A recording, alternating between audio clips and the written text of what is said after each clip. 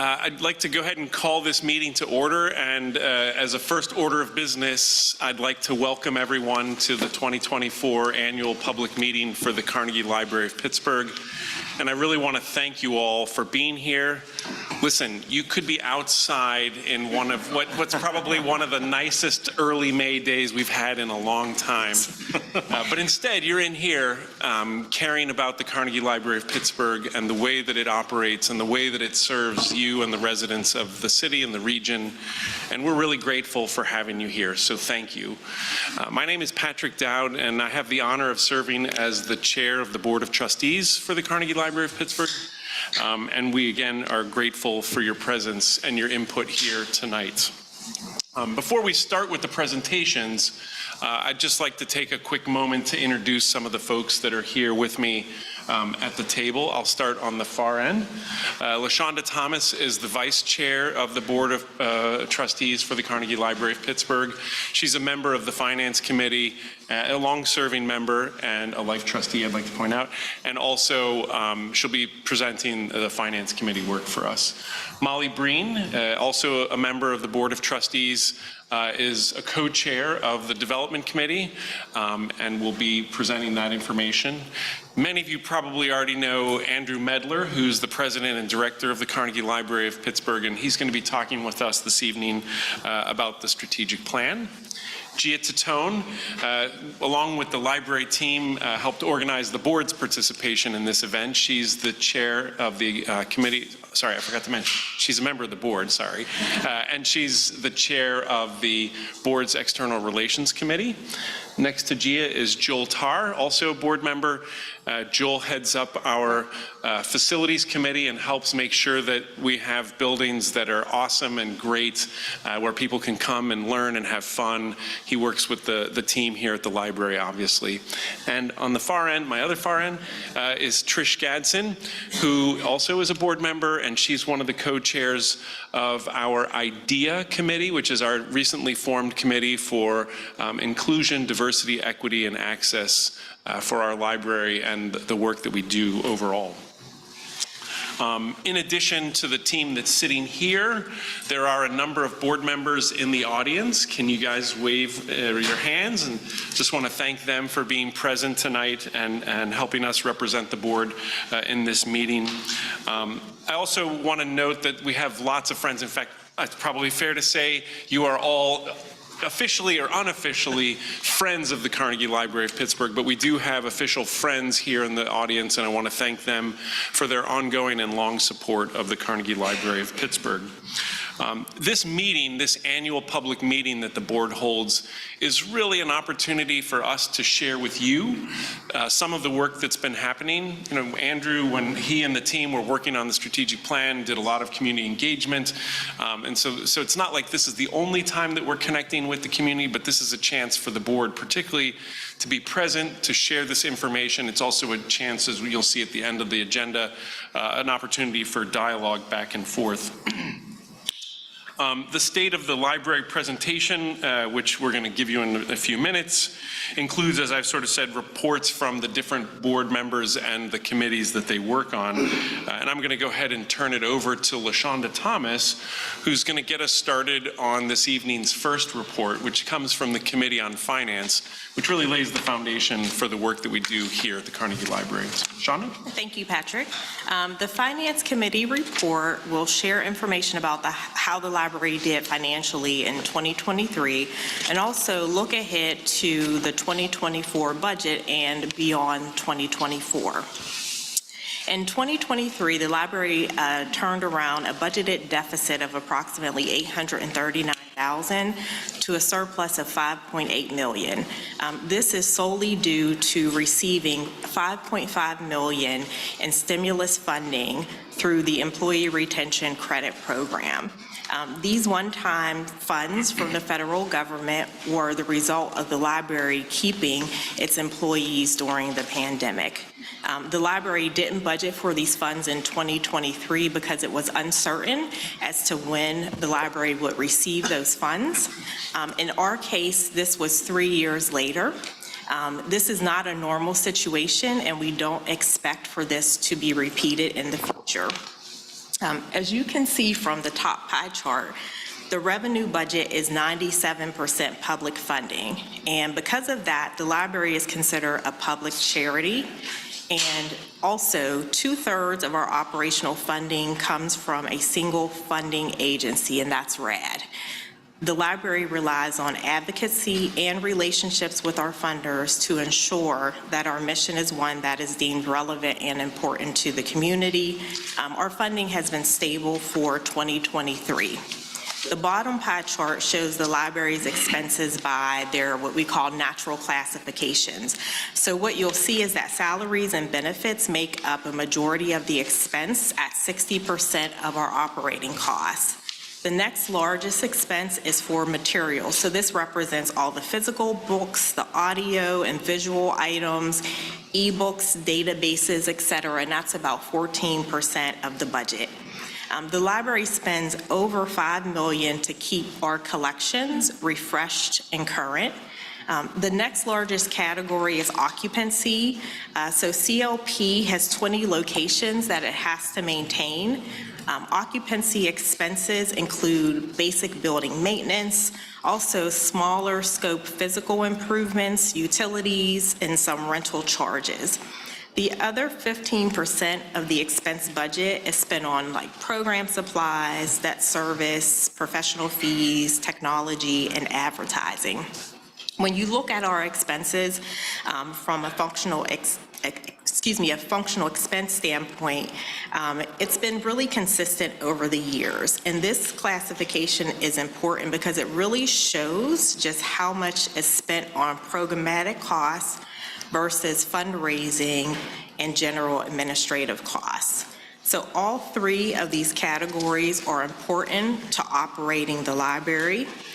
However, when you look at these three categories, what you really want to see is that a majority of the expenses are spent on program-related costs. And here you can see that 70% of our expenses are spent on those program-related costs. We steward our funds well and spend a significant amount of our budget on direct library services, shown by the 83% in the pie chart. Switching gears and looking at the 2024, the library budget includes costs for the first year of our 5-year strategic plan, which you'll hear more about. The 2024 expense budget is almost $2 million higher than it was in 2023. Not only are costs rising, which we've all been dealing with, and the library is no exception to that, but there are also intentionally added costs related to implementing the strategic plan that are included in our 2024 budget. These costs include additional staff to expand hours, as well as to lead strategic initiatives that you'll be hearing more about. The bottom pie chart shows the broad categories of expenses that we talked about earlier and their percentage of the overall budget in 2024. Shared Services, which has been rebranded as CALS, the Cooperative Allegheny Library Support, is shown separately in the budget since it is a key strategic plan initiative. Overall, the expense budget requires a larger commitment of resources than in prior year. The library will draw a higher amount or a higher percentage from its endowment, yielding an additional $200,000 to support operations. And we've also increased our annual operating fundraising goal by about $1 million. Thinking even beyond 2024, to accompany our 5-year strategic plan, 5-year projections have been prepared. These projections, which are for 2024 through 2029, show deficits in each year. The 2024 and 2025 deficits relate specifically to expansion of the CALS initiative. Those deficits are covered by special one-time CARES Act funding that the library received from the county in 2020. While those funds that were received in 2020 were not restricted, the board felt that the appropriate use of these funds is to support countywide efforts. The deficits in 2025 through 2029 will be covered by using that 5.5 in the employee retention credit funding that I mentioned earlier. Please know that the committee is very mindful that the county-wide shared services initiative will cost more money as costs continue to increase and as services expand. We also know that the one-time stimulus funding that we received will not last forever. Increases in the library's regular revenue streams have to happen in order to provide services at the levels expected by the community. The Finance Committee continues to be very focused on this work. And at this time, I'd like to turn it over to Molly for the Development Committee report. Great, thank you, LaShonda. So on behalf of the Development Committee, it is a pleasure to share this report with you. So next slide, please. This is the report on our 2023 fundraising priorities. In 2023, the Libraries Board and Development Department focused on sustaining the success from the Realize campaign, which was focused on both long-term sustainability with the library's endowment, as well as immediate operating and programmatic needs. The Carnegie Library of Pittsburgh Circle recognizes supporters who include the library in their will or estate plan, establish a named endowment, or contribute to $1,000 or more to the library's endowment. 11 individuals from 8 households joined the Library Circle in 2023, which brings the total number of living Library Circle members to 123. Also in 2023, CLP raised over $6.4 million, some of which was directed to the long-term sustainability of the library through the endowment, while 78% of new gifts went directly to the immediate expenses of sustaining library operations, buildings, and programs. So within that $6.4 million number are contributions of all sizes, ranging from just a couple of dollars added to donation jars when people are checking out books, to online gifts, to contributions from IRAs. We want you to know that all gifts are appreciated and they support the library's major pillars. They support education. Your contributions support our youngest learners in realizing a brighter future and connect teens to creative and connective learning environments. They support workforce and economic development. Your investment helps adults acquire new skills, make connections, and expand their horizons. And neighborhood vitality. Your gifts ensure that our libraries are serving as neighborhood anchors, helping those who need library services most. You are helping provide welcoming, vibrant spaces with resources, programs, and services for everyone in our community. Last year, CLP received over 8,000 gifts from almost 3,400 individuals and organizations. 291 people are sustainers, which means that they have set up regular automatic gifts to support library services. Every single contribution is appreciated, and we'd like you to know that our services for children and teens and virtual programs for adults and technology support for people of all ages are only possible with your support. So on the next slide, I'll talk through endowment growth. In addition to supporting the library's day-to-day operations, our board also continues to work on diversifying funding streams to ensure the library's long-term sustainability.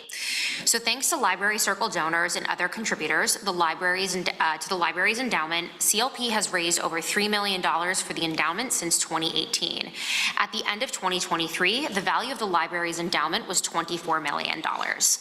As our endowment grows, so does the amount available to support the library each year from a draw. Last year's draw was $603,000. 27% of that draw supported general operations, and 73% of the draw was restricted by donors to support purchasing materials, programs, or the Library of Accessible Media for Pennsylvanians, aka LAMP.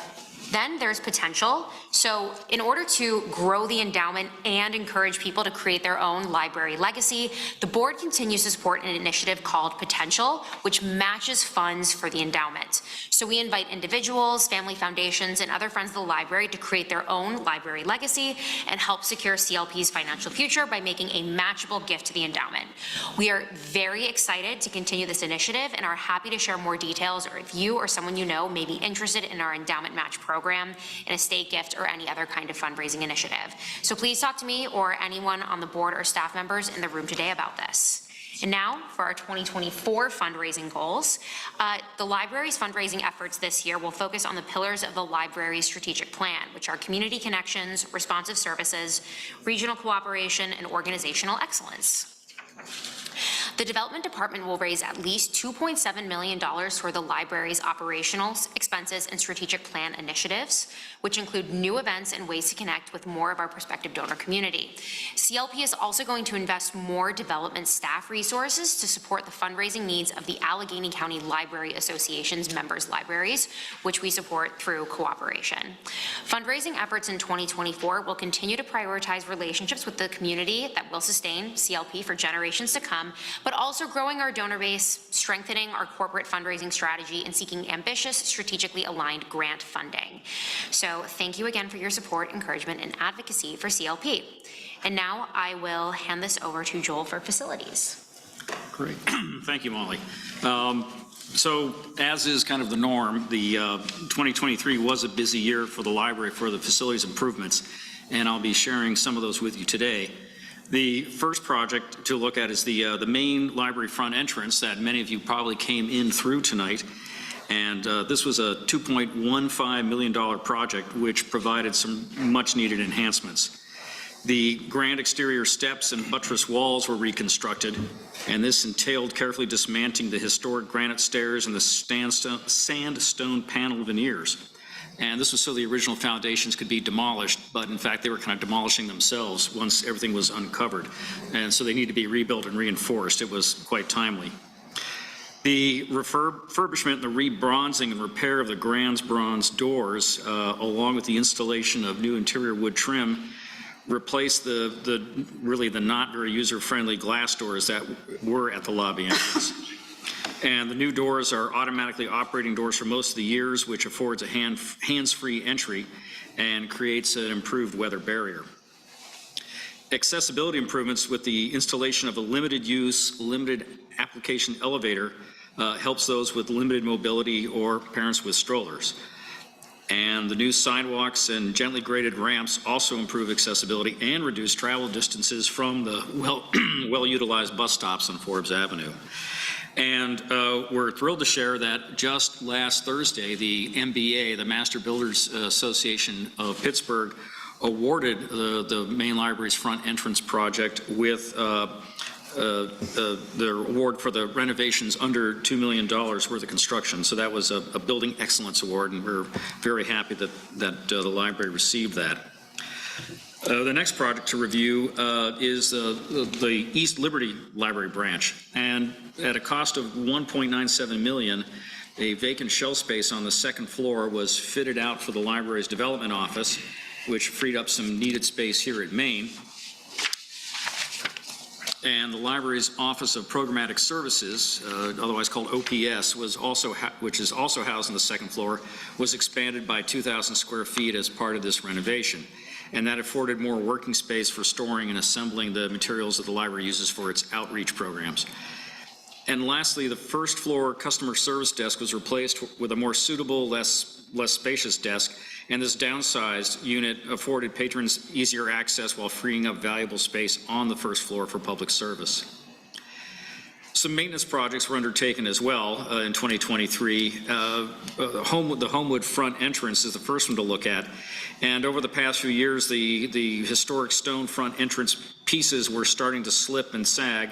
And so 3 primary supporting large arch stones, which were up above the front door, were kind of in danger of falling. These were removed, reattached, reset, and repointed to prevent further deformation. And while that work was going on, some delamination of some of the steel and corrosion were discovered and also remediated as part of the project.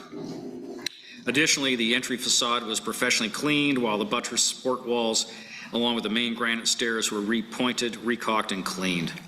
The facade commenced in August of 23 and finished in mid-December, and that total cost was $216,000. And then of the final 2023 maintenance projects, there were 2 HVAC replacements, one at the Squirrel Hill location and the other at the Hill District location. One unit was 16 years old, the other was 18 years old, and were replaced due to age and obsolescence. The new units, similar in cooling capacity, are more energy efficient and provide the newest temperature and humidity control technologies. And those 2 projects were $408,000 and $208,000 respectively. And then coming up, as part of the 2024 to 2028 strategic plan, the library will engage in two significant facilities-related activities.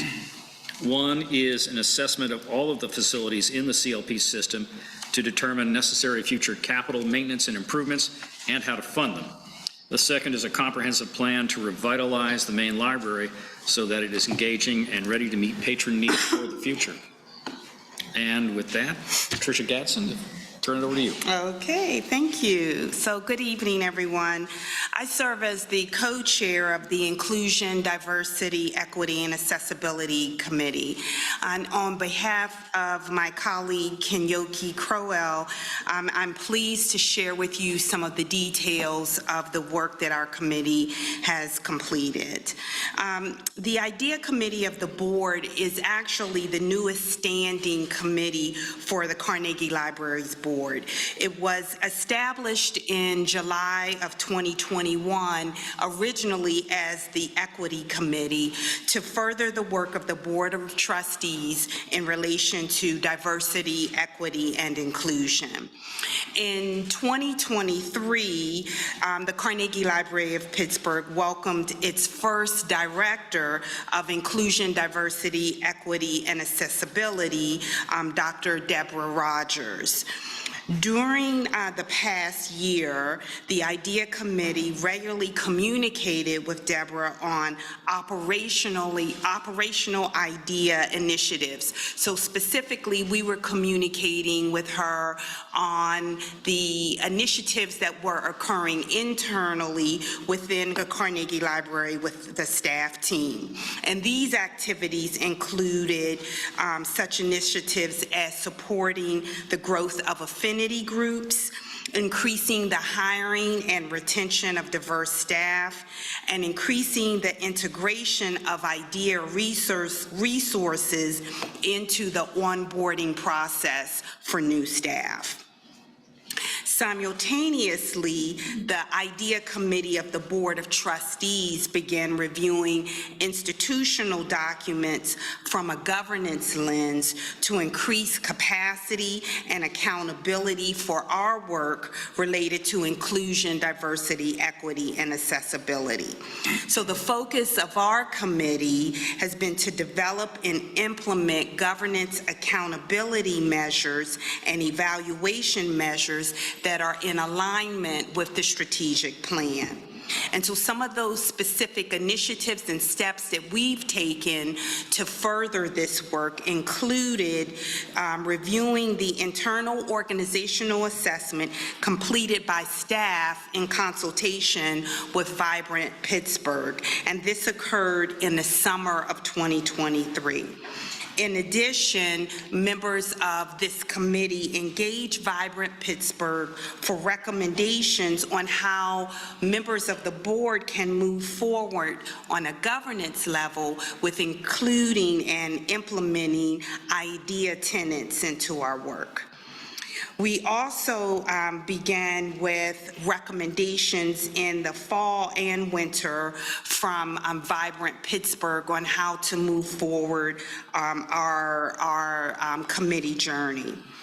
We reviewed, starting in January of this year, 2024, institutional documents to assure that the way that the documents were originally written were identified the work as we move forward and enabled us to create shared language to continue our work. Our next steps include the revision of some of those documents to include the work and the planning process that has been established, and also to update and strengthen policies and practices that increase the accountability measures on behalf of the committee on a governance level across all of the committees on the Board of Trustees. And last, but certainly not least, the committee will continue to provide IDEA resources that promote opportunities for individual growth for members of the Board of Trustees. So at this time, I'm happy to introduce the President and Director, Andrew Medler. Thank you very much, Dr. Gadsden. Good evening, everyone. Welcome to the library. It's so great to see you all. I am Andrew, and I have the honor of serving as president and director of this amazing organization. And I get to do so with our dedicated board of trustees, our incredible, talented staff, and wonderful neighbors like you every day. So thank you for being here. You've been hearing tonight, and hopefully experiencing all day long and many years before that, the many important, impactful things that are happening at our library. And I'm very happy to share more about the transformative experiences ahead for all of us. In 2023, together with our community, the Carnegie Library of Pittsburgh prepared its next 5-year strategic plan, so 2024 to 2028. Thank you to the board, staff, stakeholders, community leaders, peer organizations, and literally thousands of Pittsburghers who contributed to its development through surveys in a variety of languages and accessible formats, open forums at branches across the city, virtual engagement sessions, planning retreats, and visioning sessions, and I know many of you participated in those. Thank you for your help. It's exciting to share this plan, approved and endorsed by the library's Board of Trustees on December 11th, 2023, which will ensure the continuation of excellent library service and outcomes that are responsive to our community. And it is beautifully presented in this document, which is available in the back, and hopefully many of you have it as well. So my compliments to my colleagues with the graphic design. Key to our new strategic plan is evolving our mission forward. The mission of Carnegie Library of Pittsburgh is to foster literacy, enable exploration, and create connections with all our neighbors. So I hope you see yourself in each of those and look forward to participate in each of those as we move forward. We will do this work upon foundational practices of inclusion, diversity, equity, and accessibility. And the core services that we will provide in order to achieve our mission are providing our neighbors with collections, spaces, programs, and people, the staff of this library who you know and work with and interact with often. And we will bring, in turn, these things to action by focusing on 4 strategic priorities, which you've heard referenced already today. The first is community connections. And community connections for us is about strengthening the connections between the library and our neighbors, the library and our fellow community organizations, many of whom are here this evening, and our neighbors and each other. And some of the things that we will do to bring this to life, bring these community connections to life, are ensuring that every kid in Pittsburgh has a library card. Pittsburgh Public Schools and the City of Pittsburgh will work together with Carnegie Library of Pittsburgh to expand our Card Fest program that we've been piloting at several schools over the past 2 years to do just that, get library cards in everyone's hand. Not just giving those cards, once you've got the card in your hand, there's what do you do with it? So we will also share the knowledge and the understanding of the resources that that card gives access to support both academic and personal achievement. And we're planning to make a really big splash with the Card Fest rollout to all PPS schools in October. And then there are many students in other schools across our city into whose hands we will also grant library cards and exciting adventures. Also in Community Connections, we will be implementing the Vivian Ann Davidson Hewitt Initiative, which is named in honor of the first Black librarian at CLP and is designed to honor her legacy and to support and grow the careers of library workers of color across our region. This initiative will include an annual lecture celebrating a notable BIPOC librarian, the creation of a curator of Black collections and programming position, and an artist in residence program to add to the permanent collection of the library artwork that beautifies our buildings and informs us about and celebrates the contribution of Black writers to our community.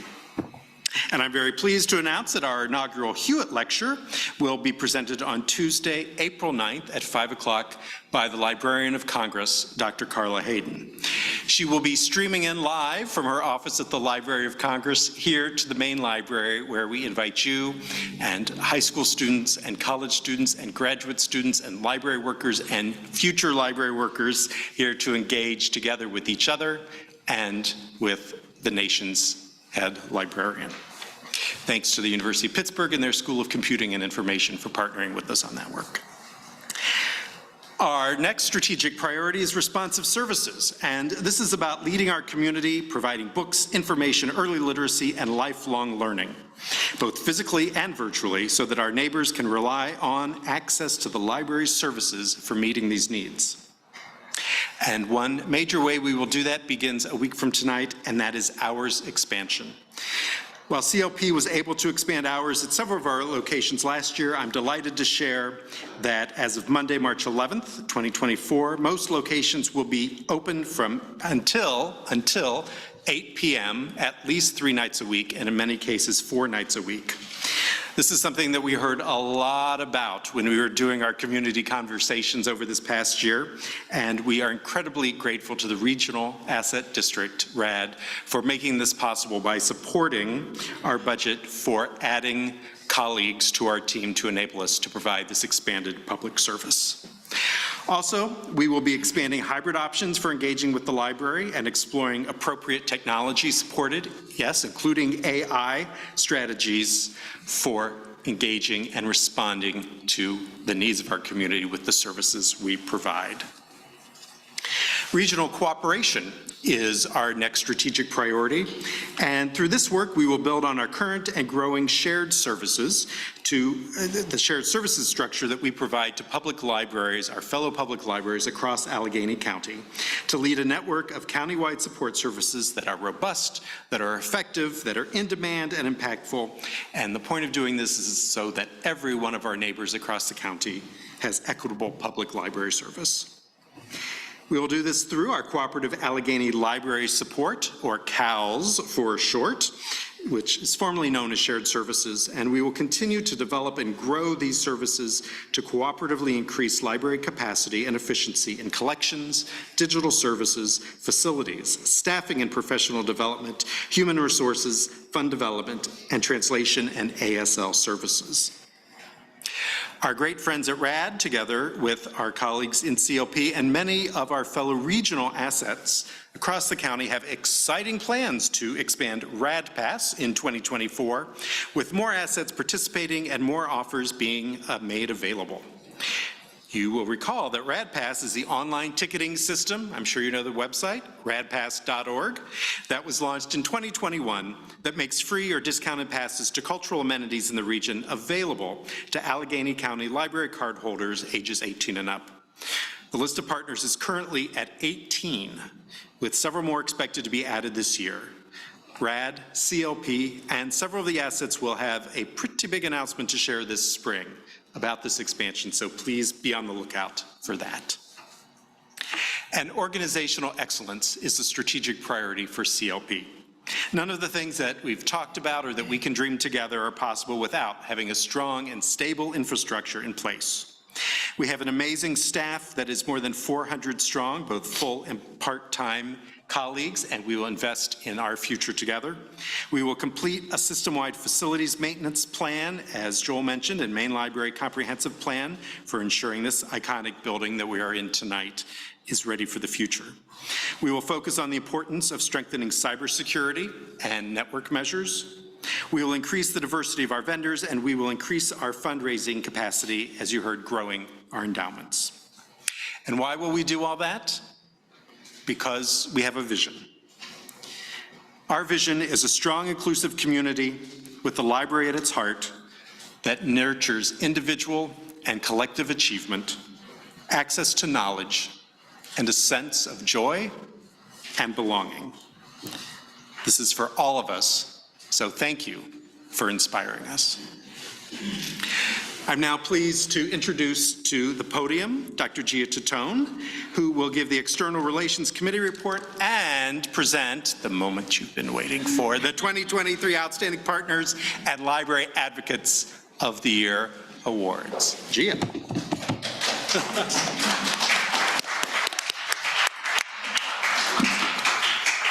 Okay, everybody. Hello there.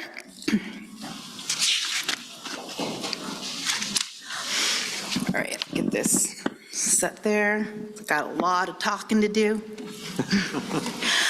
Okay, good evening, everybody. Thank you for being here tonight. It's great to see you.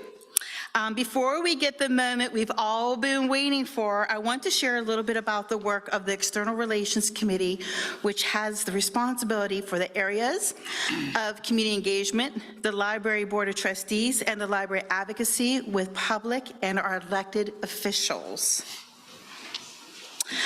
Let's see where we are. Okay. Members of the Library Board actively advocate for the library funding, especially with the RAD and the state, but also with the city and the county. I would like to remind you that your calls, letters, and emails are very important for making this happen. We will continue to need everyone's help to advocate for the strong library system and the funding necessary to sustain it. We would also encourage you to become a volunteer or friend of the library. All of our neighborhood locations have opportunities for you to get involved. The library always has something going on, and our board is always engaged. We encourage you to visit our website for all the full calendar of events occurring across our neighborhood locations. We have many exciting things coming up, as you heard from Andrew tonight with his report. I want to make you aware of all the neighborhood locations. We will be hosting open houses throughout the month of March in celebration of the expansion of hours across the system. We hope you'll make time to stop by your local branch and enjoy all of the activities planned. While I know it seems a little far right now, I would also like to give a plug for our annual summer reading extravaganza, which will be held this year on Sunday, August 11th, here at the CLP Main. It's always really fun day. We'll love to see you there and celebrate all of the reading that's going on and happening over the summer. Thank you for your involvement with the library. It is your engagement with the library's programs and services that really continue to make it thrive. Okay, let's see, next slide. All right, and now the moment you've been waiting for, it's time to announce our winners for the Library Advocates and Outstanding Partners of the Year. We have 4 categories that we will recognize a variety of individuals and organizations who have distinguished themselves in support of the Carnegie Library of Pittsburgh in 2023. I would like to draw your attention to the list that you received when you arrived tonight. You should have received this list when you arrived tonight. This list includes all the individuals and organizations that have been nominated in each category. These advocates and partners have shown in numerous ways their belief in libraries as a vital part of the community and its life in Pittsburgh. We thank you for all the commitment to the library you have shown in so many different ways. For each category, we will highlight the nominee and then we will announce the winner. When I announce the winner, I would ask that you come forward to accept your award. Our photographer will take a quick photo, and then you will be invited to make a few remarks. First up is our Community Advocate Award. We have 2 categories for the Community Advocate Award. We have one for an adult and one for a teen. The Advocate of the Year award was established so that we could honor a person or group of people who have demonstrated a deep commitment into furthering the vision of the library, which now states, Carnegie Library of Pittsburgh envisions a strong, inclusive community, the library at its heart that nurtures individual and collective achievement across access to knowledge and sense of joy and belonging. And I'm just going to say that again one more time. Just soak this in. The Carnegie Library of Pittsburgh envisions a strong, inclusive community, the library at its heart that nurtures individual and collective achievement, access to knowledge, and a sense of joy and belonging.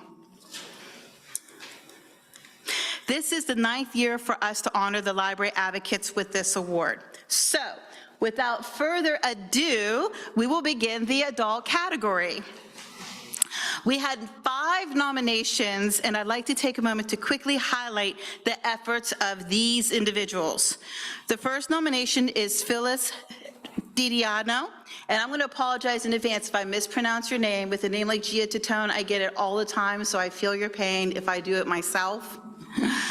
Phyllis Didiano is very active in the Beachview community and always strives to include the library in community events hosted by the many organizations she's a part of. Phyllis volunteered to help with children, teen, and adult programming, as well as after-school help with homework. Phyllis has worked with the library in facilitating space and support for the local historical society, and has also brought some programming to the library. Valuing the power of collaboration and education, she often holds meetings at the library to expose people to its many resources. Our second nominee is Madison McLean. Madison's love for libraries and gardening prompted her to reach out to staff at CLP Hazelwood when she learned they were starting a seed library. She went above and beyond by donating over 200 seeds to get the seed library started. And she donated her time to help sort the seeds and also provided important information about the seeds. Without her, staff would not have gotten the seed library up and running as fast as they did, and her knowledge was priceless in doing so. Due to her generous donations of seeds and her time, she has become CLP's Hazelwood's gardening angel.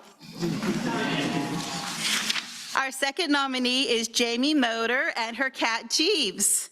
Jamie and Jeeves, the most extraordinary hairless cat in existence, who works as a therapet, have been a ray of sunshine for staff and patrons alike at the CLP Brookline. Their monthly visits are joyfully anticipated by all.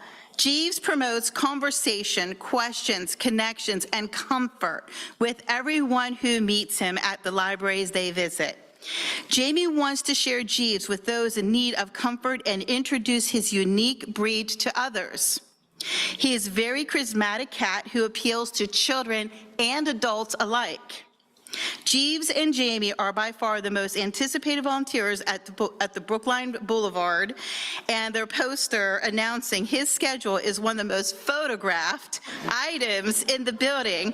He has a robust Instagram following and a wardrobe to rival a Kardashian. Our next nominee is Melissa Saul and her dog Blue Suede Shoes. Melissa and Blue Suede Shoes donate a Saturday per month to bring joy to the children's space at the CLP East Liberty as therapist volunteers. Melissa and Blue Suede Shoes love their library visits and being able to provide library patrons the happiness of petting a dog. Often, it is one of the first times that a child has opportunity to learn the proper way of petting a dog and some of the responsibilities owning a dog. Our next nominee is Yanita Sio. June is a dedicated friend, advocate, volunteer, and super user of the library.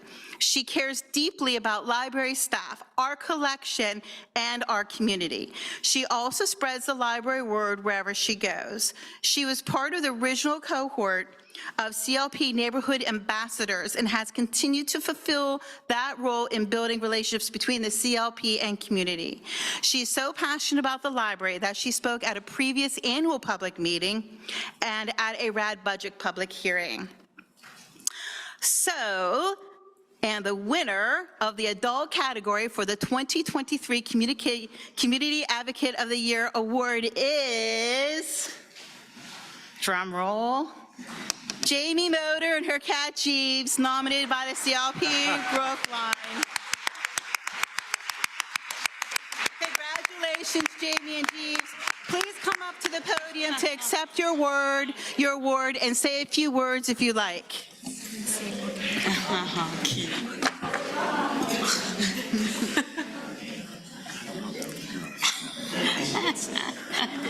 We'll come to you. No, we'll come on.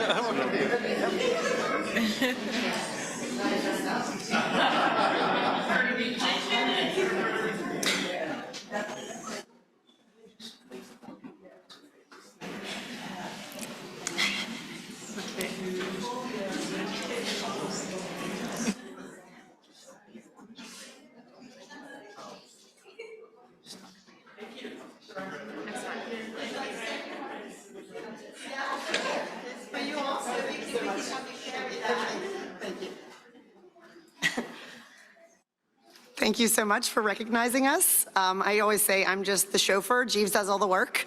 So he should be the one that's recognized. I've loved the library since I was a child, so I'm happy to be able to give back in any way and to promote your services. And so I'm always happy to share Jeeves with anybody who could benefit from him. So thank you again for having us and for recognizing his work. Oh, and Jeeves is a rescue. I like to always point that out. He's a rescue cat, so I always like to point that out.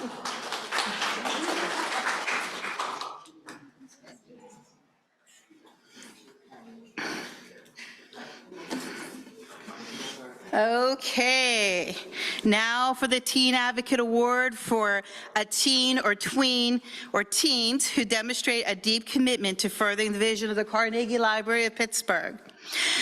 There were 3 nominations for the teen category. Eva Freelander. Eva is a passionate advocate for youth and the power they have in our communities. Eva volunteered to host a program for youth at the CLP Beachview called One Bead at a Time. She is putting her knowledge of the Spanish language, her talent for making jewelry, and her experiences volunteering into a program that is open for all and promotes community connections. One Bead at a Time is a space for youth to create and to practice English and/or exchange family cultural backgrounds and languages. Her program and her leadership help create a vibrancy in the library where people want to learn together. Our next nominee is Taimir Paye. Taimir is consistently kind, welcoming presence at CLP Knoxville. He uses his voice to advocate for the teen space, inviting friends, classmates into the space to engage in library activities and utilize library resources. Taimir is a creative force whose innovative ideas have informed the branch's social media content as well as input into how the teen space can best serve the teen and tween community in the neighborhood. His suggestions for library social media ideas were actualized into the library, ASMR, TikTok, and the staff would not have found the inspiration for but for him. He is a tremendous drive to read as much as possible and has an unceasing desire to share his love of the library with his peers and family. Our third nominee is students from the Pittsburgh Science and Technology Academy Library Club. Civics teacher Jennifer Miller and students in the library club visit CLP Maine's Teen Space every week during the school year when the teens create, learn, and explore all that the library has to offer. Their visits have become a vital part of the educational and social sciences. And the winner of the teen category for the 2023 Community Advocate of the Year Award is Taimir Paye. Congratulations, Taimir. Thank you for all you do to support the library. Please come onto the podium to accept your award and to say a few words if you like. Is Taimir here? Oh, okay. Well, we will make sure we get his award to him, so thank you for letting me know that. But yes, a big congratulations to Taimir.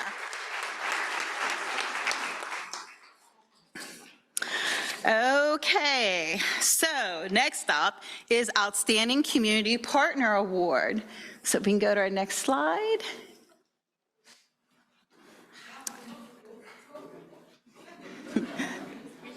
Right there.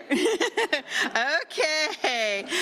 The award was established to recognize an outstanding community organization that partners with the library to promote the library's mission and strategic path, foster the library's relationship with the community, and support and enhance the CLP's services and programs. We have 10 nominations for this category this year, and we're so pleased to have so many wonderful organizations to partner with. First nomination is the Brashear Association. The Brashear Association outreach team uses CLP Knoxville as one of their primary meeting locations. They consistently engage all community members and have been vital in establishing relationships between library staff and the community at large. Because of their efforts, there has been an increased dialogue and community interaction and action through both the association and how the patrons interact with the library staff as part of the process. The second nomination is Casa San Jose. The mission of Casa San Jose is to connect, support, and advocate with and for the Latino community. Casa San Jose connects the Latino community to CLP Beachview's programs and services for all people of all ages. They actively help connect to one-on-one computer and resume appointments with interpreters, We Learn and Let's Speak English programs, children and teen programs, interpreters for programs, and share community input about the Spanish collection at the branch. The third nominee is Diversity Business Resource Center, Jan Garrett, and his colleagues at the Diversity Business Resource Center run several BizFit classes a year in partnership with the CLP, which help minorities and women gain the necessary skills and knowledge to start small businesses. Called one of the world's biggest library fans, Jan and the program put their enthusiasm and their energy for CLP on display as they tout all of the free resources available at the library to help students get started and to grow their businesses. The next nominee, the fourth nominee, is Grandview Church of God. CLP Beachview partners in various ways with Pastors Ken and Lucinda Wade at the Grandview Church of God. Library staff tabled at their annual Back to School Backpack Bash giveaway. Their representatives are actively engaged in monthly Beachview community meetings, and church members use the library as a meeting place. The church and the library promote each other's activities geared towards supporting teens in the neighborhood. The fifth nominee is the Greater Pittsburgh Community Food Bank. Evie Furtick and her team tirelessly work to bring food to the CLP locations in recognition of the fact that libraries are a vital gathering place. They serve hundreds of community members to have their food needs met. They set out of dedication to food justice and to the acknowledgement that healthy, adequate food is the beginning of all other work, learning, and enjoyment. The sixth nominee is the Homeless Children's Education Fund. Terrell Williams and Diana Gray from the Homeless Children's Education Fund started the program where they bring teens to CLP Maine's Teen Space once a month so that the teens, they can serve and use the teen space and enjoy the library. The partnerships demonstrates a shared belief of importance of free and equitable access to information to support their needs.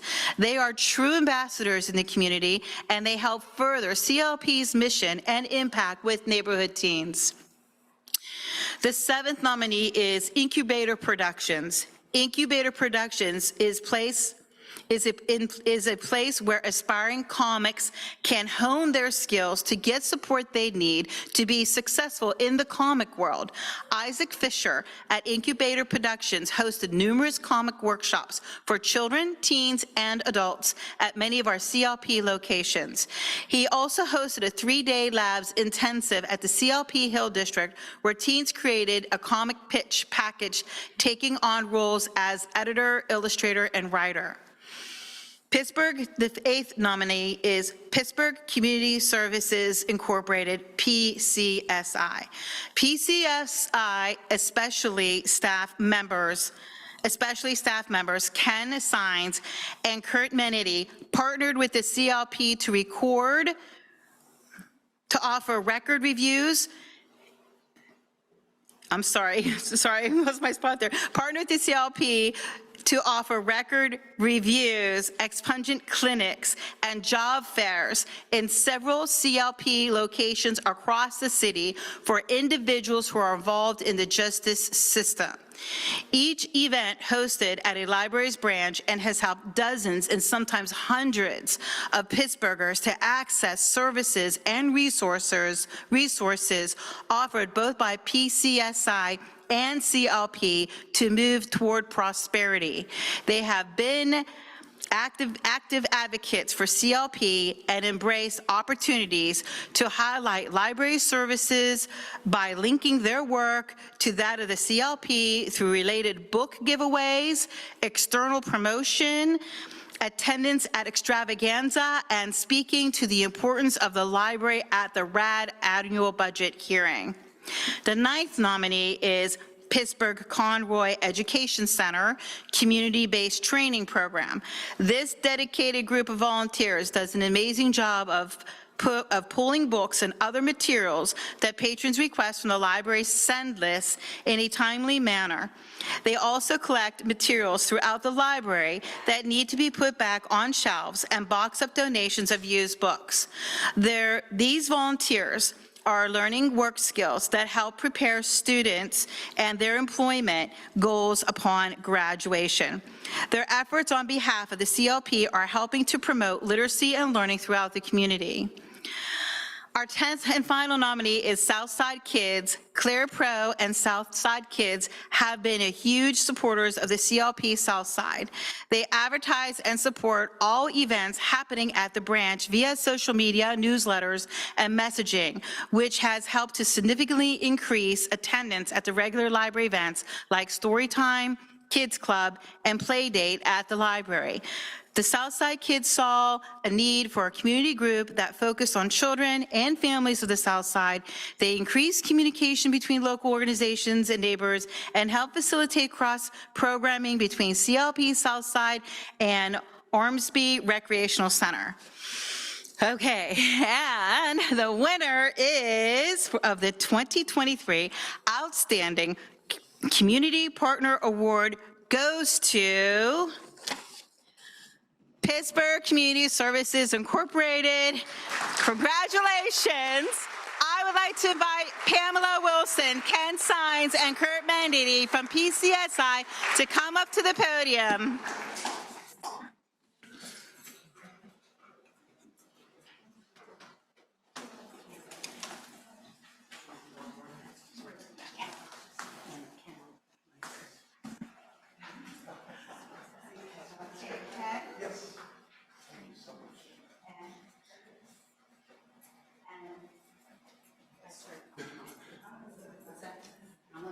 Hold on one moment.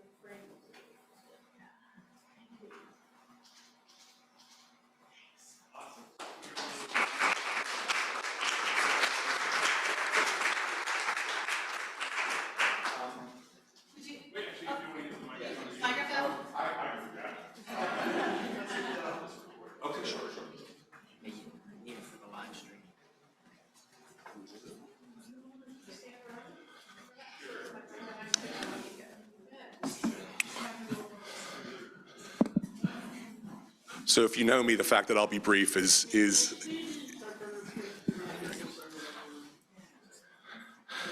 so I promise I'll be brief, which is unusual for me. First off, I want to both congratulate and thank all of the other nominees. Congratulations for your nominations, but also thank you for the incredible work you do in this community. The fact that there were so many nominees for this award shows the breadth and the scope of the services, the activities, and the opportunities that the library system can bring together in one place. And it indicates why these partnerships are so important, not for the Carnegie Library, not for our organization or your other fine organizations, but for this community. A partnership is best when both sides win, but it's its very best when everybody wins. And with this partnership, not only have we won far and far away, not only do we feel like hopefully the library feels that they've won, but I can guarantee you the community has won. Since we've been doing our job fairs, our career fairs, and expungement events at the library, we have been able to help 2,210 people in the past 3 years.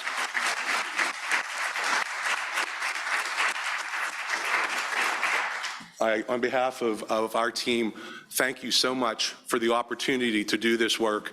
Thank you so much for this award, and thank you so much for everything that all of you do. Have a good night.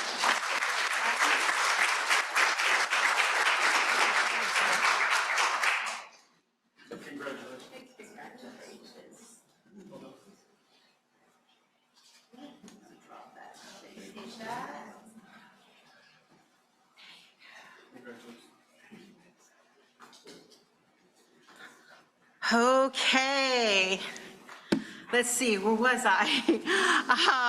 All righty, so congratulations again to all of our partner nominees and especially to PCSI. Now, the next award is for Outstanding Corporation Foundation Partner to give special recognition, sorry about that, to a corporation or a foundation that goes above and beyond the support of the library's mission. So this year, the recognition goes to the Hillman Family Foundation.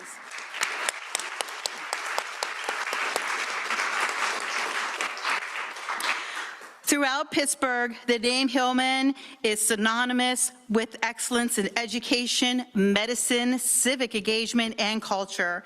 Causes championed by past and present Hillman family members that reflect 7 decades of dedicated commitment and service to our region.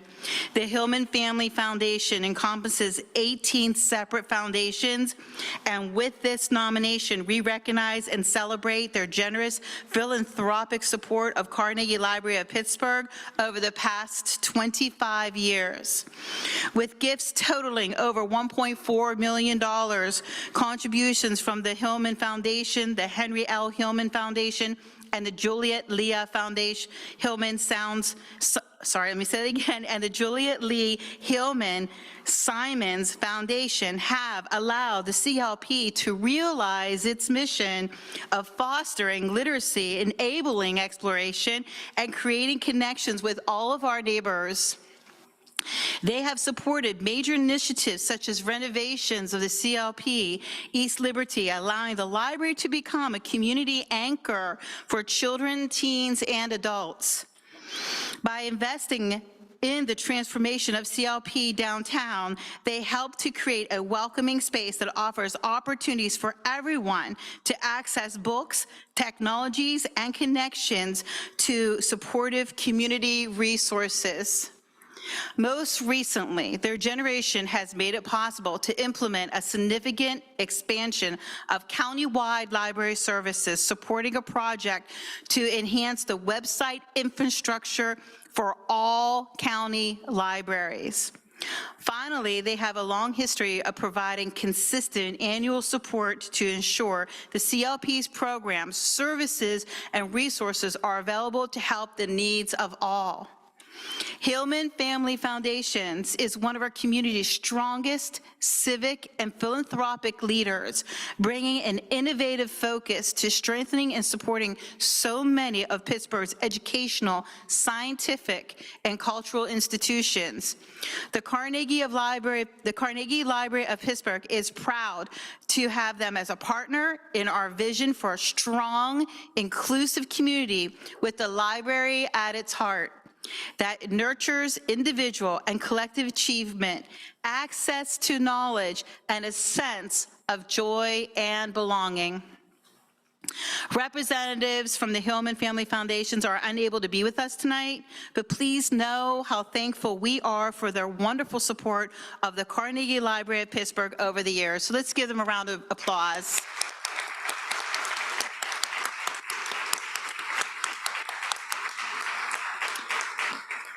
on that note, let's give all these nominations and winners a round of applause. Thank you so much for all you do for the Carnegie Library of Pittsburgh. Keep an eye out for some publicity about our nominees and winners on our social media pages. We're very proud of all the work represented here. We sincerely thank you for all you have done to bolster the library's mission and to make a real difference in the lives of our friends and our neighbors. At the conclusion of our meeting, we would like all the winners and nominees to please come up for group photo. And on that note, I'm going to turn it over to our chair, Patrick Dowd, for questions and answers. Thank you, Gia. Thank you very much, Gia, for all that work. Let's give another round of applause to all of the nominees and the winners.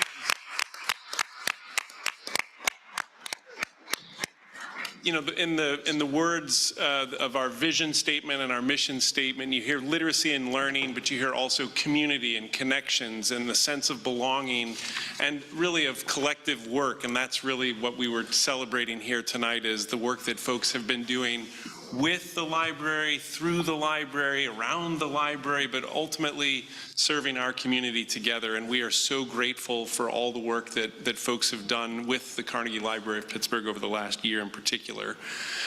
We will have, at the end of this meeting, board members and members of the staff will be here to answer any questions that people might have. But we do have some time now to take questions both from the audience and from online. We have a microphone. If you're able, we'd like you to come to the microphone. If not, we can get the microphone to you. We're not going to time this. You know, I used to be on the school board and city council, 3 minutes. We're going to not time it, right? Sylvia's here, some other folks who know that.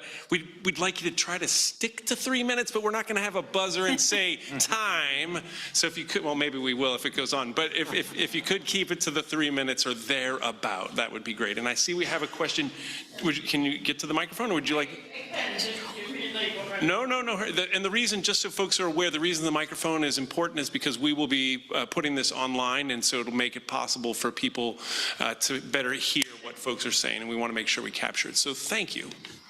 Thank you. I want to thank you for taking the time to have us tonight, and I have 2 brief questions. Sure. So my passion is disability. I was excited to hear, for example, through the interpreter, that you had more ASL. Can you talk about what you're going to be doing with disability? For example, while I commend you, I'm concerned about the broken ADA elevator out front and what we could do to make this library accessible for all the good services you have here. When you talk about the Friends of the Library, because I'm excited that I've had the blessing to be a member of the Friends of the Library downtown for many years, minus the pandemic that we took a break. Can you delineate what you mean by, you talked about a friend of the library in the general sense, and explain to people what the Friends of the Library in terms of revenue and fundraising is? I belong to, for example, the Friends of the Library downtown. Absolutely. Thanks for your time. Thank you. And just a really great point about accessibility. I'll just start with the point about accessibility and the main library. And Andrew and Joel can certainly speak to it more than I can. But over the last, it's been about a year, we had a project to really change the front of the library and to make it more accessible. And that meant, for example, making it such that we had a really nice integrated ramp system that would get people up to a plateau level so that they could get closer to the building, and it looked as, as integrated. It was a part of the front of the library. And then, as you mentioned, we had an elevator system that was for the front door that was not particularly functional. It worked, but it wasn't welcoming, to be perfectly honest. And Andrew and the team and the board committed itself to really improving that. And we dedicated the resources. We had great support from RAD and others to do that work. And this is really, when we say library is a partnership, we mean it. It took a lot of people to make that happen. And as Joel pointed out a little bit earlier, the library won an award for the design of this. And so it's not just that it's functional and it's accessible. It really is a wonderful wonderful addition to the library, or improvement. And just a quick joke about that, or note about that, for a long time, the front of the building was you know, they had to build a temporary bridge to get in there, and it was one of the nicest temporary bridges you've ever seen. And here we now have this beautiful front entrance that I think is fitting for all residents and all visitors, quite frankly.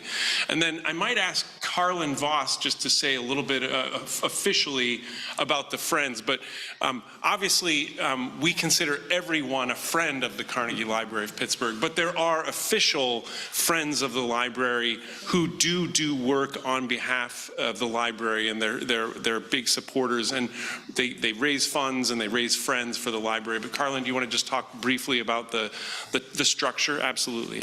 Yeah.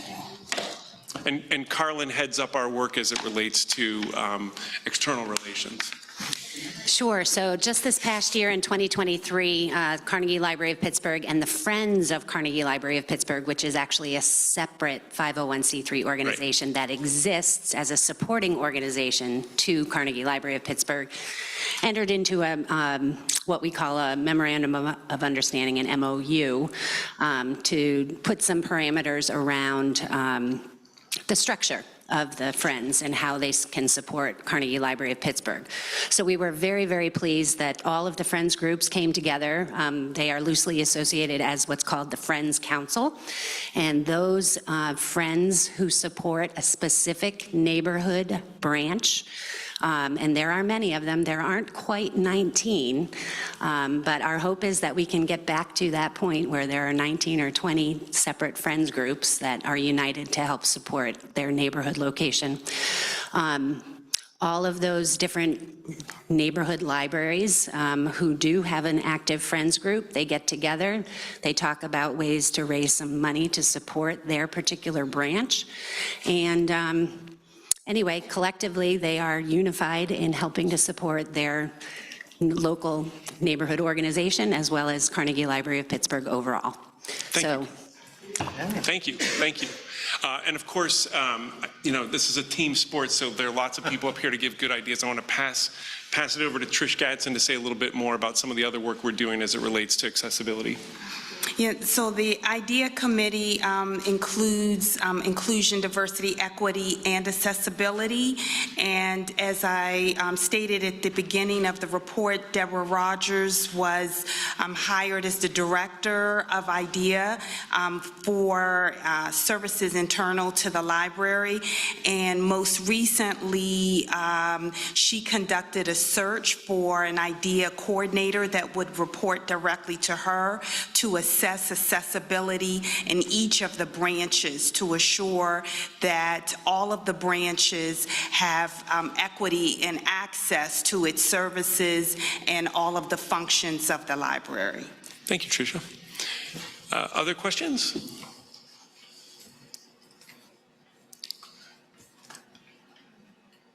I'll say that again, because I know this group. Are there any other questions that folks would like to raise about the library? I believe we had some online, right? We do have some online. Okay. So that's done. Yeah, so we had a request. One of the online requests was for ASL, sign language, and so we... Thank you, Joy. But I feel like I did submit that, but I feel like I No. didn't the microphone. Yep, I just wanted to acknowledge that. Thanks.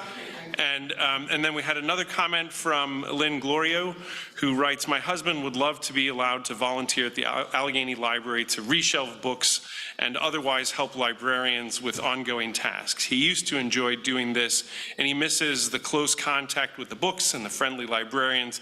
It would be great if he could please, all caps, reinstitute this program." And obviously the Carnegie Library would love to have more volunteers. We're always looking for ways to have more volunteers. I think I'll turn it to Andrew in a second, but I think, as you all know, we have now many of our employees are covered under a couple of collective bargaining units.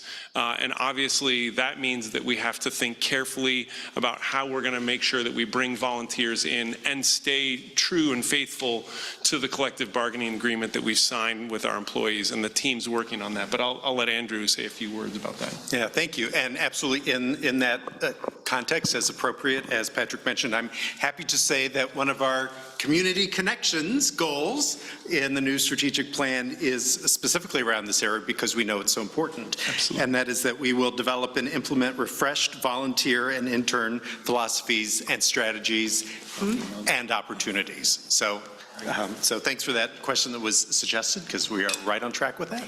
Coming soon. Yes. Additional questions or comments for the board? I had one. So here, go ahead. Well, let's see. Before we do two, let's just make sure we have all one, one from everyone at least. Any additional questions?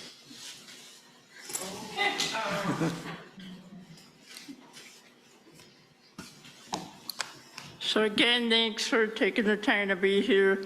I was wondering, speaking of community support, we have a lot of kids struggling in these times of inflation with things like computer and Wi-Fi access. Have you thought about bringing that back in this, because COVID's still going around and some kids still have to learn at home or don't have internet access and the affordable, well, ACP had stopped in February, and I'm wondering if you thought about bringing supports back for people to have Wi-Fi hotspots to borrow at home again. Thank you. Thank you. And I believe we still do some of that hotspot work, but I'll let Andrew talk to that specifically. So yeah, the previous hotspot work has been coming to end of life for the devices themselves, and so it's right on track. And thanks for speaking up for that continued need. So that's one that we will absolutely look into what can be the next iteration, the next generation of that. Yeah, thank you. Okay. Any additional questions? Seeing none, we will bring this meeting to a close. But like I said a little bit ago, the board and the members of the team, library team, will be here to socialize and answer any additional questions that you might want to ask in person. And we're going to, Gia just whispered, and don't forget a group picture with the winners. But we sincerely thank you for taking time to be here, and thanks for all of your support for the Carnegie Library of Pittsburgh. And we will see you soon. Thank you.